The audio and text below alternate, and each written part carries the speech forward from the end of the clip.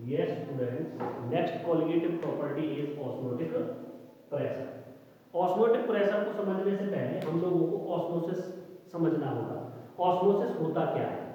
Osmosis है तुम्हारा the phenomena of flow of solvent molecules through a semi permeable membrane from pure solvent to solution is called osmosis. इसका मतलब क्या है? जैसा कि हम लोगों को पता है कि जो कॉलिगेटिव प्रॉपर्टी है इसमें हमने किस चीज के बारे में डिस्कस किया है? सॉल्यूट के बारे में। ज्यादातर ये डिपेंड करती है किस पर? Nature of, not depend upon nature of solute. आप लोगों को पता ही है कि जो सॉल्यूशन है वो किससे बना? सॉल्यूट और सॉल्वेंट से। सॉल्यूट और सॉल्वेंट से तो क्या बना? सॉल्यूशन बना। अब हमको पता है कि सॉल्यूट का मतलब क्या है? कि जिसकी क्वांटिटी कम होगी, मतलब लेस क्वांटिटी, और सॉल्वेंट का मतलब क्या है? Larger quantity. लेकिन अब हमको ऑस्मोटिक प्रेशर को समझने के लिए जो ऑस्मोसिस जो टर्म है उसमें क्या है कि यहां पर हम पढ़ रहे थे क्वांटिटी के बारे में, अब हमको पढ़ना है साइज के बारे में। अब यहां पर जो सॉल्यूट है उसका साइज बड़ा रहेगा एज कंपेरिजन सॉल्वेंट।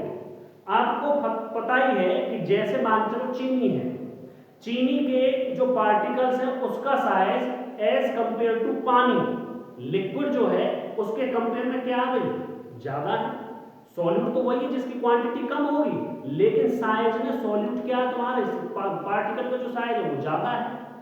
अब हम लोग एक छाननी लें, घर पर छाननी होती है, उसमें से यदि मैं चीनी को उस छाननी में से निकालूंगा, क्या उसमें से उस पार्टिकल जितने भी जो चीनी के जो हैं छोटे छोटे मॉलिक्यूल, क्या उस छाननी में से निकल जाएंगे? नहीं निकलेंगे। लेकिन जो पानी है एज ए सॉल्वेंट जो है वो आपका छाननी में से जैसे हम छानेंगे वो नीचे निकल आएगा। वही प्रोसेस जो है वही आपकी ऑस्मोसिस है। ये यही कह रहा है कि जो सॉल्वेंट के जो मॉलिक्यूल्स हैं वो फ्लो हो, इजीली फ्लो हो जाए, आसानी से निकल जाए, गुजर जाए किसी भी सेमी परमिएबल मेम्ब्रेन में से, कहां पर? वही क्या कहलाएगा? आपका ऑस्मोसिस कहलाएगा। समझ में आई? जैसे मान के चलो इस डायग्राम से मैं समझाता हूं। अगर ऑस्मोसिस आपकी समझ में आ गया है तो ऑस्मोटिक प्रेशर जो होगा वो इजीली समझ में आ जाएगा। मान के चलो ये आपका एक कंटेनर ले लिया मैंने, और इस कंटेनर में मैंने एक एसपीएम बीच में लगा दी। ये मैंने एसपीएम लगा दी, सेमी परमेबल मेम्ब्रेन। एक साइड में मैंने भर दिया है पानी, सॉल्वेंट पार्टिकल, सॉल्वेंट मॉलिक्यूल से ये वाले, ठीक है। यहां पर मैं लिख रहा हूं सॉल्वेंट, ये मैंने लिख दिया है। और सॉल्वेंट क्या तुम्हारा? वाटर है, ये वाटर लिख दिया। एक साइड में भर दिया मैंने सॉल्यूशन। बराबर बराबर मैंने मात्रा में क्या लिए हैं? इनकी क्वांटिटी ली है। ये क्या तुम्हारा सॉल्यूशन है, और सॉल्यूशन किस किस का है? शुगर का और वाटर का, ये भी ध्यान रखना। अब आप लोगों को पता ही है कि जो शुगर, जो सॉल्यूशन बना पानी का और चीनी का, वो क्या होता? गाढ़ा होता है। आप लोगों ने भी देखा होगा। क्या वो छन्नी में से इजीली पास हो जाएगा? नहीं हो सकता। लेकिन सॉल्वेंट के जो मॉलिक्यूल्स होंगे वो क्या करेंगे भाई? सेमी परमेबल मेम्ब्रेन क्या करेगी? इसमें से जो इसके जो पार्टिकल्स होंगे वो कहां से कहां पास हो जाएंगे? आपके सॉल्वेंट से सॉल्यूशन की तरफ। सॉल्यूशन के जो पार्टिकल्स हैं उनका साइज है ज्यादा, जिसकी वजह से इसके जो पार्टिकल्स हैं वो इधर साइड नहीं आएंगे, इधर साइड नहीं आएंगे। मतलब flow of solvent molecules through SPM to the solution molecules. ये जो है ये तुम्हारी एसपीएम है। यही प्रोसेस क्या कहलाती है? ऑस्मोसिस कहलाती है। अगर मैं कंसंट्रेशन के मामले में, कंसंट्रेशन के उस पर बात करूं तो कंसंट्रेशन पर क्या हो जाएगा? The solvent molecules move from less concentration to more concentration of the solution. मतलब लेस से इधर की साइड जा रही है, मोर कंसंट्रेटेड सॉल्यूशन। कैसे? आपको पता ही है कि जो सॉल्वेंट होगा उसकी क्वांटिटी कम होगी, कंसंट्रेशन की बात करें, सॉल्यूशन की क्वांटिटी क्या बन जाएगी? ज्यादा बन जाएगी। तो क्या कर दिया? लेस कंसंट्रेशन से मोर कंसंट्रेशन की तरफ जब उसके पार्टिकल्स फ्लो करेंगे वो क्या कहलाएगी? आपकी ऑस्मोसिस कहलाएगी। दोनों मैंने डेफिनेशंस बता दी। ये जो प्रोसेस है ये है ऑस्मोसिस की, ये ध्यान रखिए। उसके बाद आता तुम्हारा ऑस्मोटिक प्रेशर। अब हम लोगों को करना क्या है? हम लोगों को करना है कि जब इधर ये इसके मॉलिक्यूल्स चले जाएंगे, इसकी जो फ्लो अप है, मैंने एरो से रिप्रेजेंट कर दी है, इसकी फ्लो अप जब बह रही है तो इसमें इजाफा होगा, मतलब बढ़ेगी, इसकी जो क्वांटिटी होगी सॉल्यूशन की वो क्वांटिटी क्या होगी, बढ़नी शुरू हो जाएगी। लेकिन हमको क्या करना है कि हमको इम्प्योरिटीज रोकनी है और सॉल्वेंट की तरफ वो फ्लो अप करनी है। तो हम लोगों को क्या करना पड़ेगा, प्रेशर डालना पड़ेगा। किसके लिए, इस डायग्राम से समझो, मान के चलो मैंने एक कंटेनर ले लिया है और उस कंटेनर के बीचों बीच में एसपीएम लगा दी है, ये सेमी परमेबल मेम्ब्रेन का काम कर रही है, और एक साइड में क्या है आपका सॉल्वेंट मॉलिक्यूल्स हैं और एक साइड में क्या तुम्हारा सॉल्यूशन भरा हुआ है। अब हम लोगों को क्या करना है कि जो ये फ्लो का जो मामला है, जो ये फ्लो का मामला मतलब जो क्या है आपका lower concentration to higher concentration जो फ्लो अप हो रही है वो हमको क्या करनी है, रोकनी है। क्या करनी है, रोकनी है। एक्सेस प्रेशर, एक ऐसा प्रेशर हम लगाएं जो must be applied to solution to prevent the passage of the solvent into through a SPM. मतलब सॉल्वेंट के जो मॉलिक्यूल्स हैं जो इस एसपीएम के थ्रू क्या हो रहे हैं, पास हो रहे हैं, वो यही रुक जाए, वो यही रुक जाए। वही क्या कहलाएगा, तुम्हारा ऑस्मोटिक प्रेशर कहलाएगा। ध्यान रखना है कि यही की यही हम क्या करते हैं बेटा, इसको यहाँ पर मैं प्रेशर के लिए अलग से बना देता हूँ, ये प्रेशर रहेगा एक्सेस प्रेशर, जिससे कि इसके जो मॉलिक्यूल्स है ना तो सॉल्वेंट में जाए और ना ही सॉल्यूशन में फ्लो हो, वही क्या है ऑस्मोटिक प्रेशर। ठीक, ये सॉल्वेंट है, सॉल्वेंट ये क्या है तुम्हारा सॉल्यूशन है, और ये पूरा पूरा क्या ऑस्मोटिक प्रेशर हम यहाँ पर लगा रहे हैं।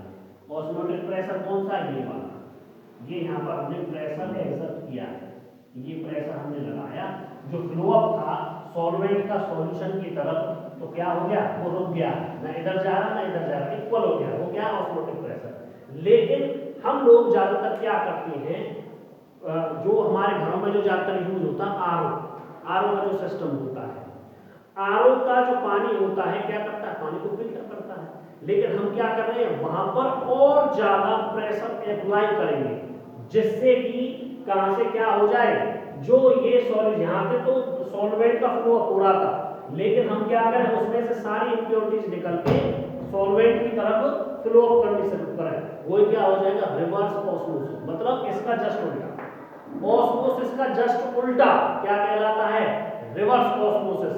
प्रेशर बहुत ज्यादा होना चाहिए, समझने की कोशिश करना।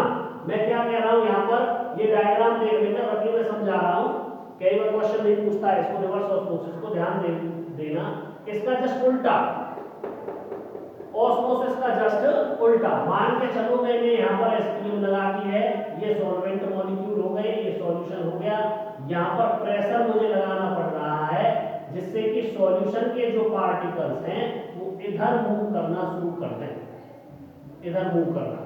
ठीक है, यही प्रोसेस क्या कहलाएगी, रिवर्स ऑस्मोसिस। ये सॉल्वेंट था, मतलब डेफिनेशन क्या कर जाएगी, the solvent molecules from higher concentration, solution molecules move from higher concentration to lower concentration is called reverse osmosis, is called reverse osmosis. देखो यहां पर हमने प्रेशर लगाया है, प्रेशर क्यों लगाना पड़ा हमको, जिससे कि सॉल्वेंट के मॉलिक्यूल सॉल्यूशन की तरफ फ्लो ना हो, जिससे कि वो वहीं की वहीं रुक जाए। प्रिवेंट मतलब स्टॉप, रोकना, रुक जाए, passes solvent into through a semi permeable membrane. मतलब सॉल्यूशन का जो पार्टिकल्स रहेंगे वो इधर से इधर फ्लो अप ना हो, वहीं की वहीं रुक जाए, तो वो क्या कहलाएगा, ऑस्मोटिक प्रेशर। लेकिन जब हमको ज्यादा इस पर हम प्रेशर डालेंगे तो सॉल्यूशन के जो पार्टिकल्स होंगे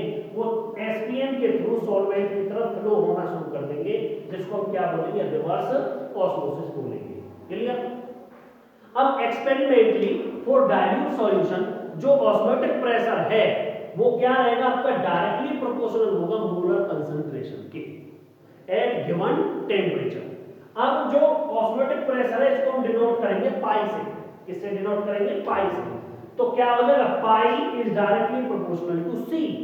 सी क्या तुम्हारा मोलर कंसंट्रेशन, मैं यहां पर लिख देता हूं वेयर आप लोगों को अच्छे से लाइन में लिखेंगे, where pi C is the molar concentration, molar concentration. अब हमको डायरेक्टली प्रोपोर्शनल साइन हटाना है, यहां मैं लिख देता हूं C और T at given temperature, pi is directly proportional to molar concentration at given temperature, T लिख दिया। अब हमको डायरेक्टली प्रोपोर्शनल साइन हटाना है तो उसके लिए हमने यहां पर R यूज किया। R का मतलब क्या है, तुम्हारा R is the gas constant, gas constant, ध्यान रखना है। T is the temperature, T is temperature, ध्यान रखना है। और R जो गैस कांस्टेंट है उसकी वैल्यू आप लोगों को बताइए 8.314 ग्राम मोल इनवर्स, 11 में पढ़ा था। अब हमको इसी के जरिए क्या करना, मोलर मास डिटरमाइन करना है, किससे, ऑस्मोटिक प्रेशर से। क्या करेंगे, अब हमको पता ही है कि हम जानते हैं कि पाई इक्वल टू CRT आया है, यहाँ पर क्या है CRT आया है, तो हम क्या करेंगे, इक्वेशन 1 मानेंगे इसको, ये मान लिया हमने इक्वेशन 1। वी नो कि जो मोलर कंसंट्रेशन है वो इक्वल होता है number of moles upon volume, n का मतलब number of moles of the solute और v का मतलब वॉल्यूम ऑफ द सॉल्यूशन। अब हम लोगों को इक्वेशन 2 मान ली, अब इसी इक्वेशन को हम क्या कर देंगे, 1 में पुट कर देंगे। जब पुट करेंगे तो क्या आ जाएगा, pi equal to n v n upon v equal into RT। अब जो नंबर ऑफ मोल्स हैं वो किसके बराबर होंगे, number of moles of solute, वो होते हैं तुम्हारे गिवन मास अपॉन में molar mass of the solute के। हम लोगों ने पढ़ा है कंसंट्रेशंस में, मतलब WB is the given mass upon में मोलर मास, मोलर मास सभी को निकालना आता ही है, ठीक है। उसके बाद हम लोग क्या करेंगे कि जो पाई v है इसको हम जैसे सब्स्टिट्यूट करेंगे कि v इधर गया, पाई v इक्वल टू nRT, ये वैल्यू निकल के आई। इसी इक्वेशन को हमने इक्वेशन 3 मान दिया। अब हम क्या करेंगे कि जो n की जो वैल्यू है उसको थर्ड इक्वेशन में सब्स्टिट्यूट करेंगे। कैसे करेंगे, pi v equal to WB upon nv into RT। अब हमको क्या डिटरमाइन करना है, मोलर मास डिटरमाइन करना है, और मोलर मास क्या है, mv, mv is the molar mass of the solute. तो mv क्या हो जाएगा, यहां आकर के ये हो गया mv equal to WB upon में पाई v इनटू RT। ये तुम्हारा क्या है, ऑस्मोटिक प्रेशर है, व्हिच इज मोस्ट इंपोर्टेंट। आप लोगों को बेटा इसी टॉपिक से रिलेटेड क्वेश्चंस करने हैं अपनी NCERT बुक में से। Thank you.